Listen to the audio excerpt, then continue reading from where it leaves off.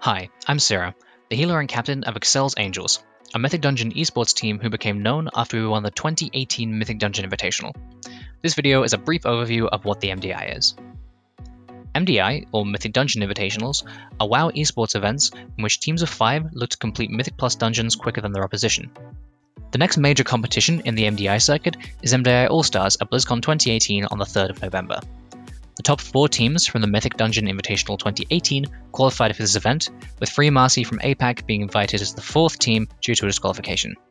Taking 3rd place in the MDI was Meta PogChamp from Europe, with their big-hitting DPS players Dr. J, Kjell, and Muscle. Coming in as 2nd place was MDI, who featured the well-respected JP as their healer. Finally, as returning champions of the MDI, the Angels are looking to take another championship by storm following our recent signing with Esports. In total, there are 10 different dungeons to choose from in Battle for Azeroth, each consisting of 4 different boss encounters, except for the dungeon Waycrest Manor, which has 5 bosses. Each boss in the dungeon must be defeated, as well as a certain amount of trash for the dungeon to be considered completed. Dungeon runs will also vary each time you attempt them due to affixes, which can be thought of as modifiers to the dungeon that vary from run to run. Most of the dungeons are rather linear in terms of progression, but different teams will choose to tackle different trash to reach 100% trash percentage, usually depending on what their group is most equipped to handle, and this can sometimes change depending on what affixes are available to them, as some affixes can make certain trash packs a nightmare to clean up. Currently in MDI, teams typically consist of 3 DPSs, 1 healer, and 1 tank, and here are some of the most commonly played specs. The most prevalent tank is the Blood Death Knight, which offers a lot of self-sustain, however doesn't bring much utility to a team's composition outside of grips.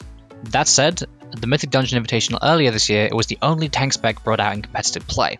For healers, we'll first mention the Discipline Priest, a healer spec which offers fantastic damage reduction and absorption effects. You'll often see this paired with self-sustaining tanks and DPS or those capable of off-healing. Next is the Mistweaver Monk, which offers excellent healing and maneuverability. They fit in with nearly any composition, even if they are a little mana-hungry at times. Another common heal spec is the Holy Paladin, which has the unique ability to be completely immune due to its Divine Shield ability. However, it does struggle to heal players that are spread out.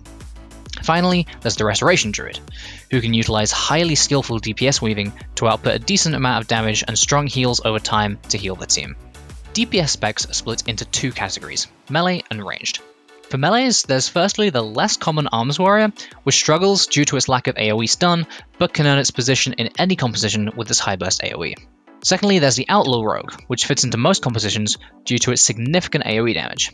On the flip side, the Subtlety Rogue offers the most single target burst DPS in the game if you can properly abuse the Shuriken combo. Finally, there's the Havoc Demon Hunter, which offers great all-round damage and is only hampered by its long cooldowns. Finally, for ranged DPS, there's the Balanced Druid, Frost Mage, and Affliction Warlock. The Balanced Druid brings large amounts of AoE damage and utility to a team, making your tanks and the healers' lives much easier. The Frost Mage offers good AoE and single target damage, whilst offering special abilities such as immunity and invisibility, however has no self-healing and can suffer from unfortunate RNG. Lastly, there's the Affliction Warlock, who offers high sustained damage and fits into most compositions, but lacks burst, AoE, and self-healing unless specific traits are taken. The heads-up display can be a little confusing at first glance, so this is what everything means.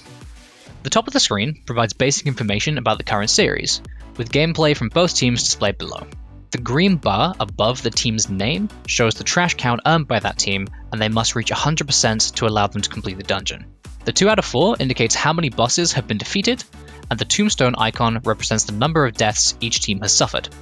The left of the 2 squares above this is the number of combat resurrections the team currently has, and the square to the right indicates if Bloodlust is available with a cooldown timer showing if it is not. The upper corner shows the team's DPS meters, and next to that are the health bars.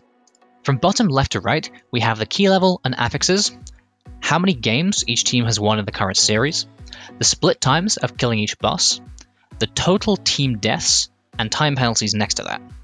The final time shows how long the dungeon's been going on for with the death penalties added on. Determining who's ahead in a dungeon race can be quite tricky, but there are 4 things you need to consider. These are the bosses killed, death penalties, trash count, and what a team can skip later. In this clip, MDI chose to get their final 16% of the trash at the end of the dungeon. whereas the Angels would have achieved 100% trash by the end of this boss, meaning they could skip all the trash remaining and go to the final boss straight away. Even though it seems like we're behind because of the boss HP, both teams are actually very close to one another. This is the sort of thing that the casters are excellent at spotting and explaining on the broadcast. The MDI All-Stars is going to be broadcast on the 3rd of November 2018, with games starting at around 4:30 PM GMT and finishing at roughly 9 PM GMT. Check out the description of this video to find the links to all the streams. So that's it for the MDI. Make sure to tune in on November 3rd to watch all the action unfold from the world's best Mythic Dungeon teams, as well as check out exceL Esports and Icy Veins on all of our social media links above.